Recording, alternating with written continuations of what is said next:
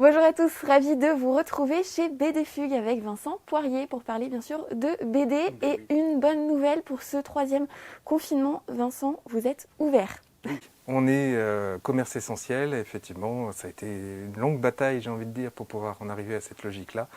Donc ça y est, on est ouvert aux horaires classiques, en fait, donc vous pouvez venir nous voir à la librairie directement et profiter de nos bons conseils. Et on va justement donner quelques petits conseils de lecture. On est ici dans le rayon plutôt enfant, ado, et tu vas nous parler justement d'une BD qui nous emmène au collège.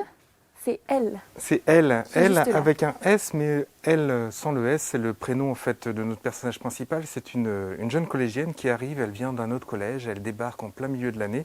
Et elle va rapidement se faire un groupe d'amis parce qu'elle est particulièrement sympathique, elle est drôle, elle est brillante, elle a beaucoup d'esprit, vraiment une demoiselle extrêmement attachante. Et puis on va découvrir, nous, assez rapidement, qu'il semblerait qu'il y a un mystère quand même derrière elle.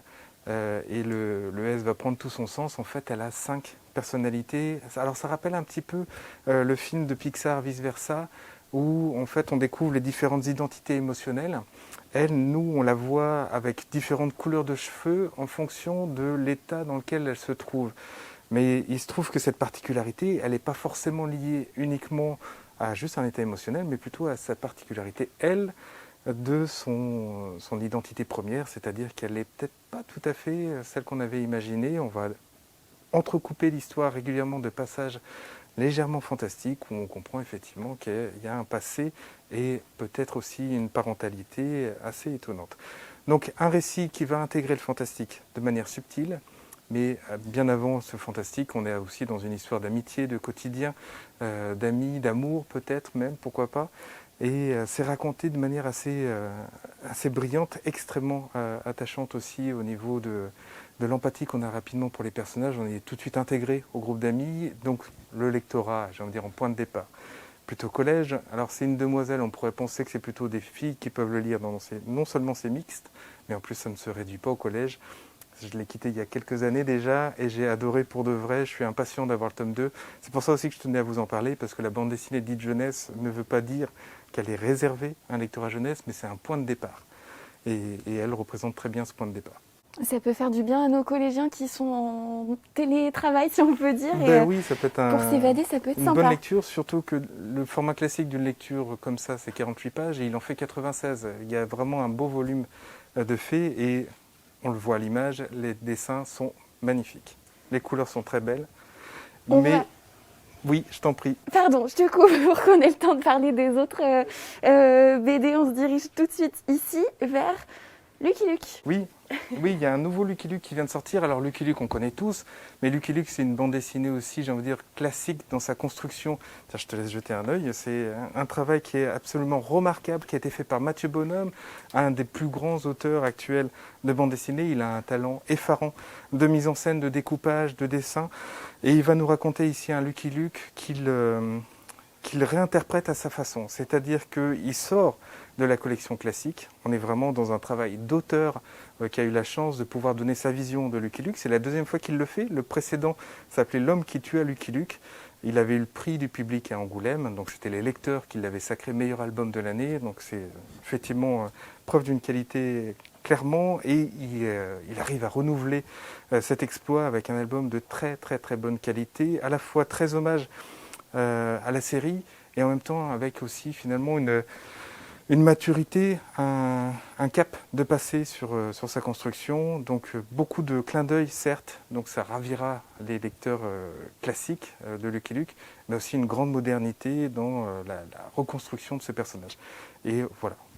Je ne suis pas sûr qu'il ait à nouveau un prix du public, il faut laisser la chance aux autres, mais il mériterait vraiment à nouveau d'être sacré parce que c'est un travail absolument remarquable de Mathieu Bonhomme qui avait déjà fait des très bonnes séries comme Le Marquis d'Anaon, qui fait aussi en ce moment une série qui s'appelle Charlotte Impératrice, un auteur qu'on suit depuis très longtemps et qui ne cesse de nous épater. Donc voilà, l'homme qui tue Lucky Luke, le premier, Wanted Lucky Luke.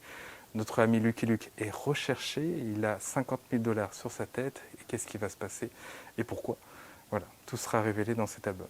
Eh ben, je le garde avec moi jusqu'à la dernière partie du magasin, où on va se diriger maintenant vers une BD un petit peu plus sombre. Un peu plus sombre, même beaucoup plus sombre. Ça s'appelle Contrapasso. Contrapasso, c'est un album de Teresa Valero. Teresa Valero, c'est pas une nouvelle dans la bande dessinée, elle travaille depuis longtemps, mais on la connaît plutôt comme scénariste. Et on découvre ici que c'est une dessinatrice aussi exceptionnelle, vraiment le dessin est superbe. Ça rappelle beaucoup, pour ceux qui connaissent, une série qui s'appelle Black Sad, qui est un polar très noir, également espagnol. Ici, on est sur une histoire de journalisme dans une Espagne sous la dictature franquiste. On est fin des années 50, on est dans un climat donc quand même très, très fort, très sombre, mais qui va particulièrement bien avec ce polar. Deux journalistes, un jeune homme qui débarque et un vieux de la vieille, et qui vont se retrouver confrontés à des histoires assez sordides, meurtres déjà, évidemment, c'est ça le principe d'un bon polar, mais aussi potentiellement des enfants qui sont peut-être pas arrivés dans les bonnes mains à leur naissance, une sorte de trafic de bébés, qu'est-ce qu'il y aurait derrière, et puis des femmes, enfin...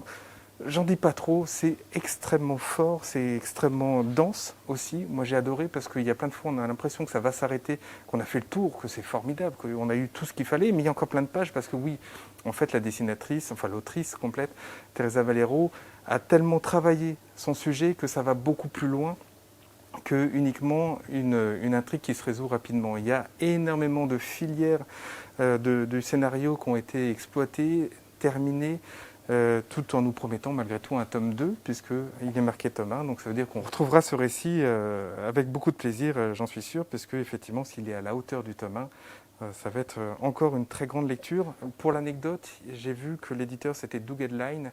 Doug Edline, c'est le fils de Manchette, l'un des plus grands romanciers polars français, donc je pense que la filiation n'est pas hasardeuse ici, on a vraiment la continuité du genre, mais en bande dessinée. Ça nous promet de belles lectures. Merci beaucoup Vincent pour cette nouvelle chronique. On te retrouve très vite. Merci à vous de nous avoir suivis. À bientôt.